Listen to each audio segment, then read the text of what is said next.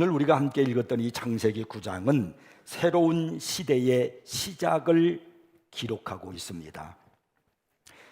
그러나 그 시대 역시 실패와 함께 시작되었다는 것입니다. 노아는 하나님께서 멸망의 빗자루로 모두 쓰레기를 쓸어버리고 난 그 이후에 정결한 환경 가운데 놓였습니다. 범죄한 자들에 대한 하나님의 심판에 노아와 그의 가족을 제외한 모든 사람들이 홍수와 함께 다 사라져 버렸습니다. 그리고 홍수 심판 이후에 하나님께서는 노아에게 축복을 해 주셨습니다. 이제 문제될 것이 아무것도 없습니다. 세상에 악한 자도 없고 사기치는 사람도 없고 이제 노아와 그 가족밖에 아무것도 없습니다. 이제부터는 의롭고 경건하게 신앙생활 잘하고 하나님을 경외하며 은혜 가운데 살 일만 있을 것입니다. 그런데 사실은 그렇지 않았습니다. 노아가 스스로를 다스리지 못하고 악 가운데 빠지고 말았습니다. 노아가 타락한 것입니다. 성경은 노아가 포도나무를 심었고 포도주를 마시고 취하여 그 장막 안에서 벌거벗은지라라고 그렇게 말씀합니다. 이 사건은 노아로 하여금 타락하게 했고 그의 아들 함이 죄를 지어서 저주를 받게 되었으며 반면에 아버지의 부끄러운 모습을 보지 않고 덮어진 셈과 야벳은 축복을 받았습니다. 노아 한 사람의 무절제가 그로 하여금 타락하게 했고 세 아들들에게 서로 다른 결과를 가져오게 한 것입니다. 이 말씀은 노아 한 가정에 대한 이야기를 우리에게 들려주는 것뿐만 아니라 한 민족에 대한 이야기를 우리에게 말씀하시는 것이기도 하고 또 인류의 역사에 대한 이야기다, 이렇게도 우리가 생각해 볼 수 있습니다. 그만큼 본문이 중요하다는 겁니다. 오늘 하나님께서 우리에게 들려주시는 이 본문에서 말씀하시는 내용이 무엇인가를 우리가 잘 붙들고 여러분들이 이 시대를 살아가야 여러분의 가정이 은혜롭고 의롭고 그리고 하나님의 사랑이 있게 되고요, 나아가서 우리 민족이 세계가 변화가 일어나게 될 것입니다. 자, 그러면 하나님께서 오늘 본문을 통해서 우리에게 들려주시는 그 메시지는 무엇일까요? 자, 첫째는요, 노아의 타락입니다. 성경은 노아를 처음 소개할 때에 뭐라고 말씀하셨느냐면은 창세기 6장 8절 9절에 보니까 이렇게 말씀해요. 그러나 노아는 여호와께 은혜를 입었더라. 노아는 의인이요 당대의 완전한 자라. 그는 하나님과 동행하였으며, 노아를 표현하기를 은혜를 받은 자고 의인이고 당대의 완전한 사람이었고 하나님과 동행하는 사람이었다. 이렇게 성경은 창세기에서 말씀하고 있습니다. 그리고 베드로후서 2장 5절에 보니까 이 노아를 뭐라고 말씀하냐면 의를 전파하는 자다, 그렇게 말씀합니다. 이것은요 성경 인물들 중에 거의 유례가 없는 평가입니다. 노아는 하나님의 특별한 은혜를 입어서 홍수의 심판으로 모든 인류가 멸망했을 때도 그의 가족들과 함께 구원받을 만큼 하나님께 인정을 받은 사람입니다. 600세 되던 해까지 노아는 깨끗하게 살아온 사람이었습니다. 자, 종말의 시대를 살아가는 우리들, 타락한 시대에 살아가는 우리는 우리가 어떻게 살지에 대해서 기꺼이 노아를 목표로 삼고 살아야 할 것입니다. 우리도 의롭고 완전하게 그리고 하나님과 동행하기를 원할 것입니다. 그런데 우리의 충분한 본보기라고 생각되어지는 이 노아가 죄에 빠졌습니다. 하나님께서 홍수로 죄악된 세상을 쓸어버리셨으므로 이제 세상은 타락이 없을 것이라고 생각할 것입니다. 그런데 노아가 타락했습니다. 여기서 우리는 중요한 사실을 배우게 됩니다. 아무리 의롭고 은혜롭고 성자처럼 살고 존경받는 사람이라 한다 할지라도 사람은 역시 죄인이라는 겁니다. 로마서 3장 10절부터 12절에 보면은 성경은 이렇게 말씀합니다. 기록된 바 의인은 없나니 하나도 없으며 깨닫는 자도 없고 하나님을 찾는 자도 없고 다 치우쳐 함께 무익하게 되고 선을 행하는 자도 없나니 하나도 없도다. 성경은 한마디로 의인은 없나니 하나도 없더라고 그렇게 선언하고 있습니다. 인간은 도덕적으로, 지성적으로, 인격적으로 훌륭해 보이고 든든해 보여도요 언제나 죄를 지을 수 있다는 겁니다. 지난날의 노아는 경건하고 하나님의 은혜를 받은 자였는데 오늘의 노아는 타락했어요. 왜 그가 오늘의 노아가 타락했을까요? 여기서 우리는 깨달아야 합니다. 과거의 은혜가 오늘도 나를 믿음의 사람으로 이어가게 하지는 않는다는 거예요. 어제 받은 감동이 내일 은혜의 사람으로 만들어져 가지는 않는다는 겁니다. 신앙은 언제나 현재입니다. 지금이 중요한 거예요. 과거나 미래는 나의 날이 아닙니다. 오늘 현재가 중요한 겁니다. 오늘 내가 은혜 받은 사람인가? 오늘 내가 기도하는 사람인가? 오늘 내가 믿음으로 사는 사람인가? 내가 오늘 예배의 사람으로 살고 있는가? 이것이 중요한 겁니다. 성도는 넘어지는 것으로부터 결코 면제되지 않습니다. 우리 안에 여전히 악한 본성이 남아있기 때문에 계속적으로 하나님을 의지하는 것 외에 어떤 것도 우리를 세상의 유혹에 맞설 수 있도록 해주지는 못합니다. 그러므로 우리 성도들은요, 고린도서 10장 12절에서 말씀하신 그런즉 선줄로 생각하는 자는 넘어질 것 조심하라는 이 말씀을 항상 마음에 새기고 붙들고 살아야 됩니다. 시험의 때에 우리를 안전하게 지키는 것은요, 나이도 아니고 성품도 아니고요, 또 그 사람의 지식 수준도 아니고 그 사람의 명예 권세도 아닙니다. 600년 동안 악한 세상과 맞섰던 노아는 지금은 육체의 정력에 굴복하고 말았습니다. 도대체 그가 왜 타락했을까요? 하나님과 동행했던 그가 말이에요.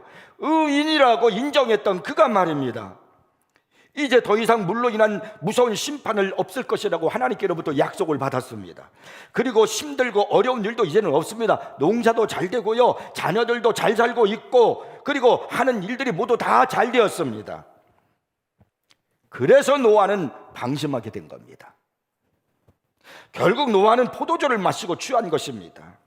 편안함이 그의 신앙을 타락하게 만든 겁니다. 여러분, 편안해지려고 하지 마십시오. 평안은 구해도 편안을 추구하지 마십시오. 그리스도인의 삶은 넓은 길로 가는 것이 아닙니다. 우리는 좁은 길로 가야 합니다. 주님과 함께 십자가를 짊어지고 그리고 골고다를 향해서 걸어가는 것이 그리스도인의 삶이고 천국 가는 길이고 생명의 기름을 믿으시기 바랍니다.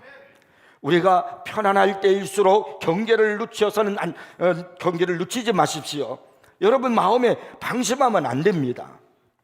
노아는 죄가 얼마나 무서운지를 그 누구보다도 뼈저리게 체험한 사람 아닙니까? 심판이 얼마나 무섭고 잔인한지를 경험하고 거기서 살아난 사람입니다. 그런 그가 세월이 흐르고 모든 환경이 평안을 되찾고 땅에서 농사가 잘 되었을 때 생각지도 못한 실수를 저질렀습니다. 그러니까 어제 은혜 받았다고 오늘도 믿음을 지킬 수 있다고 생각하는 것은요, 어리석은 거예요. 노아의 타락은 오늘 예수를 믿는 하나님의 종들 모두에게 커다란 깨달음을 주고 있고 경고하고 있다는 것을 들으셔야 됩니다.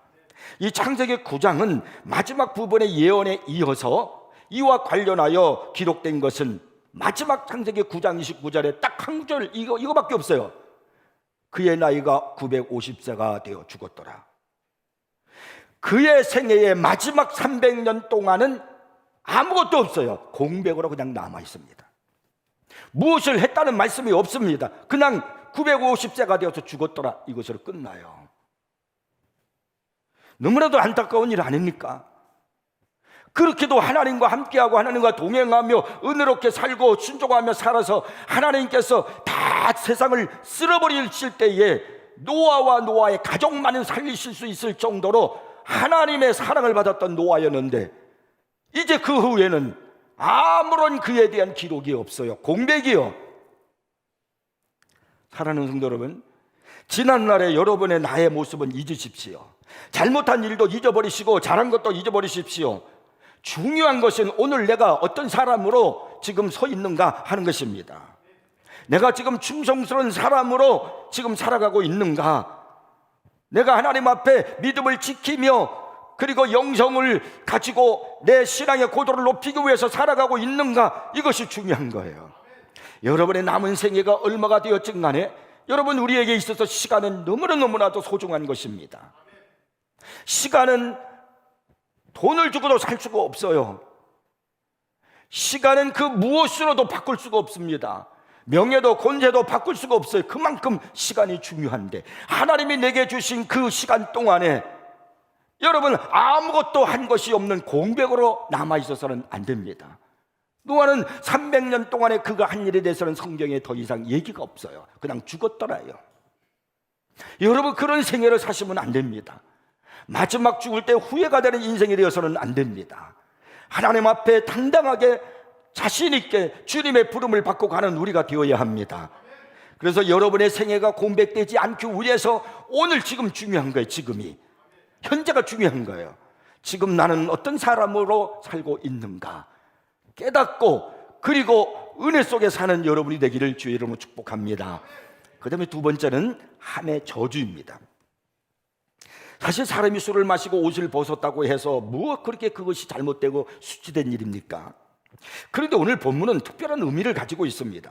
자세한 설명은 없지만 앞뒤 문맥과 자녀들의 반응을 보면요, 아버지가 술 마시고 취해서 수치를 당한 사건은 큰 사건으로 보입니다. 자녀들에게 몹시 갈등을 주었고 범민과 부모를 비판하고 고발하는 그런 마음을 주는 사건이 바로 이 노아가 술 취해서 옷을 벗은 사건이었어요. 22절을 한번 보십시오. 그때 함 둘째 아들 함이 어떤 태도를 취했는가가 나오는데, 가나안의 아버지 함이 그의 아버지의 하체를 보고 밖으로 나가서 모두 그의 두 형제에게 알리매라 했습니다.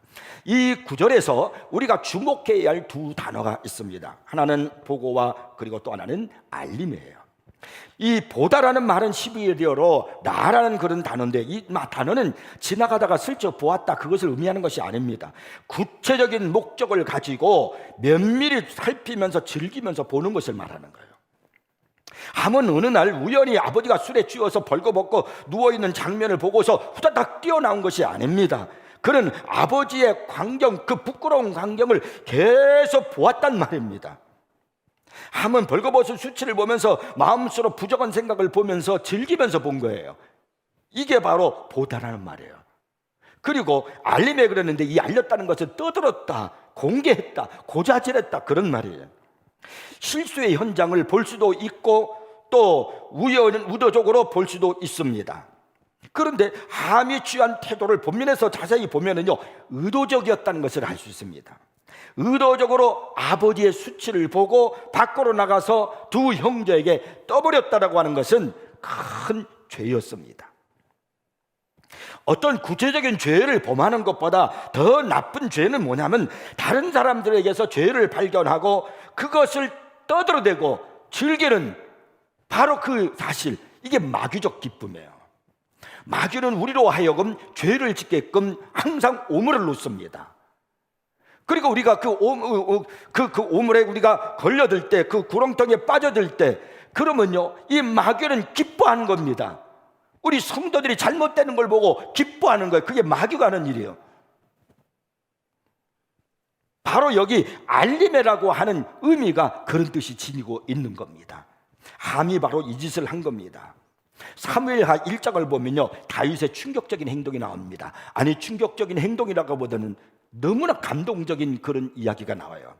다윗을 그렇게도 못살게 굴었던 원수 사울왕이 다윗을 죽이려고 불철주야 이 다윗을 찾아다녔습니다. 심지어는 특공대 3,000명 군사를 풀어가지고 다윗을 죽이려고 했어요. 그래서 다윗은요, 하루도 발 뻗고 잘 날이 없어서요, 이리 피해 다니고 저리 피해 다니고 굴 속에 들어가서 피하고, 심지어는요, 더 이상 이스라엘 나라에 있을 곳이 없어가지고 이웃 나라, 원수의 나라인데 블레셋에 가서 거기에 가서 숨어 지냈습니다. 이렇게 다윗이 정말 힘들고 어려운 세월을 사울 때문에 살았는데, 어느 날 그 사울 왕이 전쟁에서 죽었다는 그런 소식이 들려왔습니다. 이 보통 사람 같으면 이거 보통 기쁜 일이 아니에요. 이게 즐거운 일이지요. 그러면서 이렇게 말했을지도 모릅니다. 하나님께서 나를 기억하셨고 내 기도를 들어주셨다고, 하나님은 나와 함께 하시는 분이었다고, 그래서 원수인 사울은 죽었고 나는 살았다, 그렇게 떠들었을지도 몰라요. 근데 다윗은 사울왕이 죽었다는 그 이야기를 들었을 때 즐거워하기는커녕 통곡하면서요, 애가를 지어 불렀습니다. 이 함의 태도와는 얼마나 대조적인 그런 모습입니까? 오늘 여러분의 모습은 어떨까요?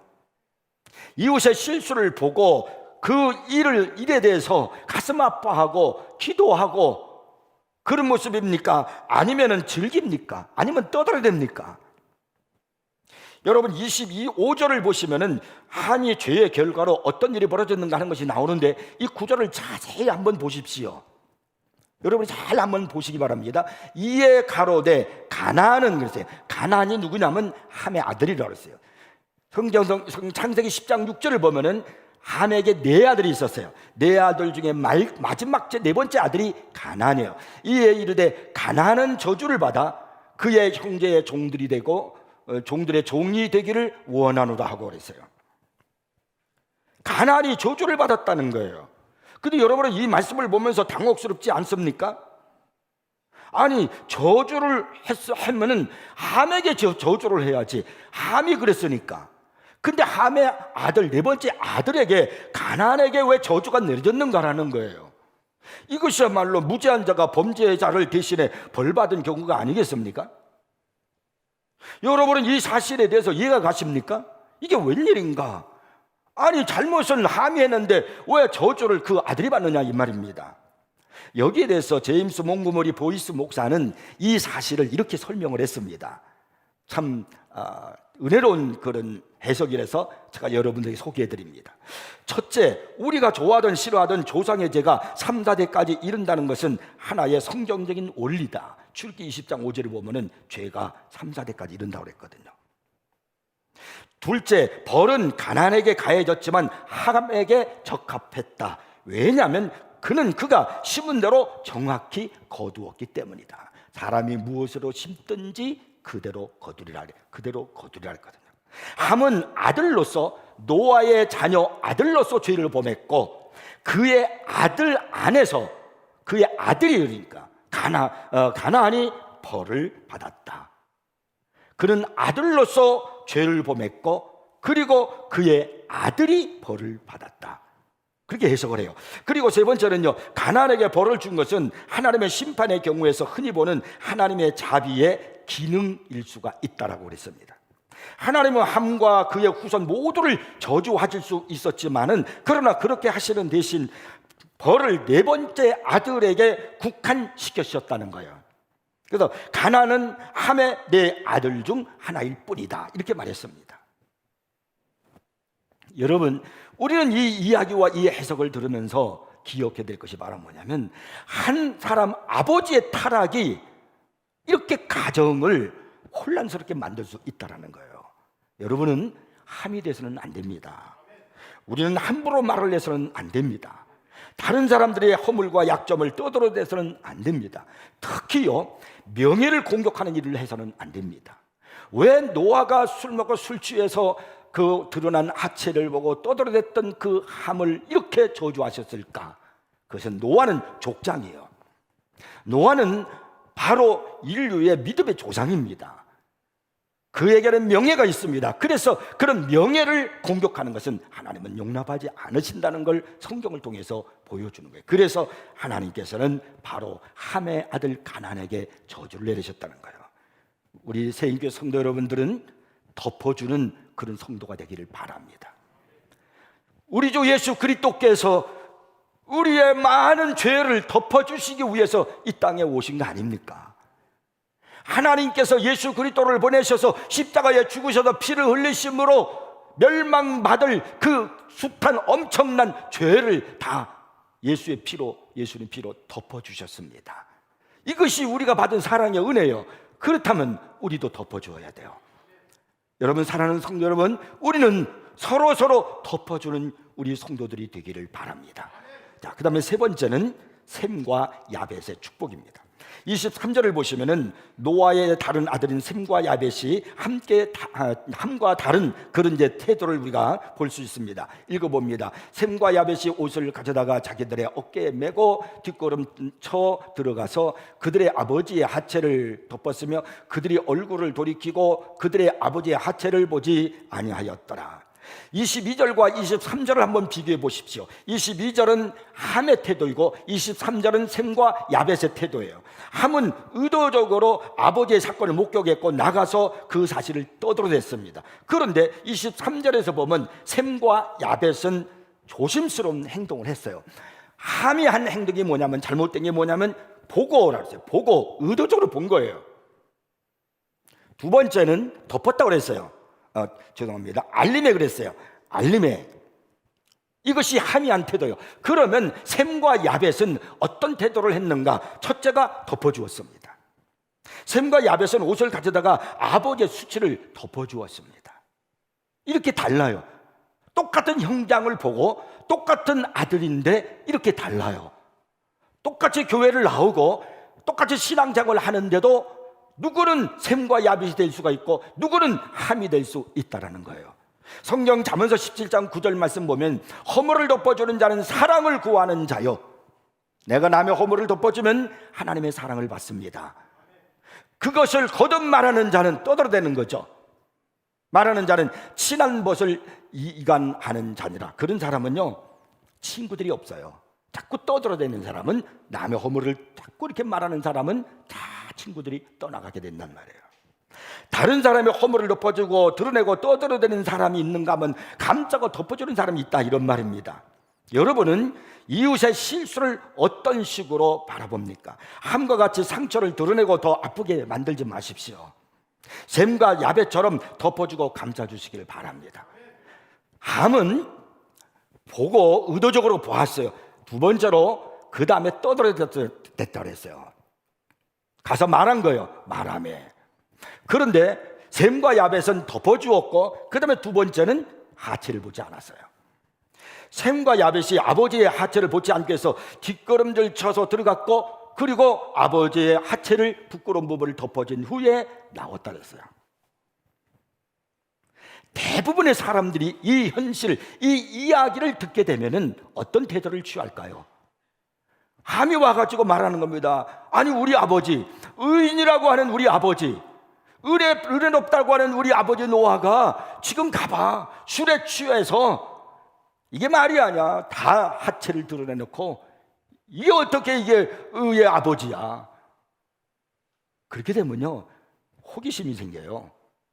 그래서 가가지고 보고 싶은 것이, 한 번 봤으면 두 번 보고 싶은 것이 사람의 마음이라고요. 그런데요, 이 두 사람 아들 셈과 야벳은 보지 않았단 말이에요. 조용히 나왔습니다. 우리는 셈과 야벳의 행동에서 참으로 따뜻하고 진지하고 책임지려는 그 아들의 모습을 배워야 합니다.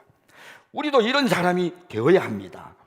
셈과 야벳처럼요, 여러분의 모든 이웃, 부모, 형제, 우리 성도들 모든 실수를 예수 그리스도의 이름으로 덮어주는 분이 되기를 바랍니다. 그러면 이 아버지의 하체를 덮어줬던 셈과 야벳이 받은 또 축복은 무엇일까? 자, 본문을 보니까 26절, 27절에 이렇게 기록하고 있습니다. 또 이르되 셈의 하나님 여호와를 찬송하리로다. 가나안은 셈의 종이 되고 하나님이 야벳을 창대하게 하사 셈의 장막에 거하게 하시고 가나안은 그의 종이 되게 하시기를 원하노라 하였더라. 셈은 여호와를 찬송하리로다 라고 그랬어요. 셈 때문에 하나님의 찬송을 받으시고요, 셈은 하나님께 영광을 돌린다, 그런 말이에요. 우리의 사람의 제일 된 목적이 뭐예요? 하나님을 영원롭게 하며 영원토록 그를 사는 거잖아요. 그런데 셈은 하나님을 영원롭게 한다는 거예요. 뿐만 아니라 훗날 하나님은 그들이 섬기는 민족이 되게 하셨고 종교적 축복을 받았어요. 또 반면에 야벳은요, 창대하게 하사 셈의 장막에 거하게 하시고 라고 했습니다. 그러니까 경제적으로 세상적인 축복을 받았다, 그런 말입니다. 자, 오늘 이 사건, 이 본문 속에서 하나님이 우리에게 말씀하시는 것이 무엇일까요? 한 사람의 은혜의 목마름은 가족 전체에 올무를 가져올 수 있다는 겁니다. 그런데 그런 올무가 왔을 때, 그때 어떤 사람은 믿음으로 그것을 잘 대처해서 은혜가 되고 축복된 사람이 되는가 하면, 어떤 사람은 그것 때문에 더 큰 올무에 걸리고 고통 가운데 빠질 수 있다는 거예요. 여기에서 우리는 다시 한번 기억해야 됩니다. 신앙생활은 언제나 현재가 중요한 거예요. 어제 받은 은혜 받았음에 취하지 마십시오. 내가 이렇게 했는데, 내가 이 정도 신앙생활 했는데, 내가 뭔데, 과거는 소용없습니다. 오늘이 중요한 거예요. 보라, 지금은 은혜 받을 만한 때요, 지금은 구원의 날이로다고 성경은 말씀합니다. 지금이 중요한 거예요. 오늘 내가 충성하고 있는가? 여러분, 나 자신을 살펴보십시오. 나의 영적인 모습을 살펴보십시오. 내 믿음을 진단해 보시기를 바랍니다. 셈과 함과 야벳, 노아의 이 세 아들은 그 아버지와 함께 홍수 심판 때 살아남은 아들들이에요. 그 아들들도 하나님의 은혜로 방주 안에 들어갔고, 그리고 그 심판 때 살아남은 겁니다. 그들도 두 눈으로 사람들이 어떻게 죽었는가를 봤어요. 죄의 결과가 무엇인가를 그들도 눈으로 똑똑히 목격했단 말입니다. 그런데 오늘의 셈과 함과 야벳은 서로 다른 모습으로 나타나고 있다는 겁니다. 오늘 나는 어떻게 신앙생활하는가를 꼭 살펴보시기를 바랍니다. 깨어있지 않으면 어제의 의인이 오늘은 타락한 자가 될 수 있다는 사실을 성경은 우리에게 지금 말씀하고 있는 겁니다. 그래서 매일 중요해요. 오늘이 중요합니다. 오늘 은혜 받고, 오늘 회개하고, 오늘 하나님을 붙들고 살아가셔야 돼요. 그래야 어제의 의인이 오늘의 타락한 자가 됐던 노아 같은 삶을 살지 아니할 수가 있고, 나의 생애가 하나님이 얼마를 주셨는지 알 수 없지만 여러분의 남은 인생까지 영광을 돌리며 살기를 바랍니다. 공백이 없기를 주의 이름으로 축복합니다. 기도하겠습니다.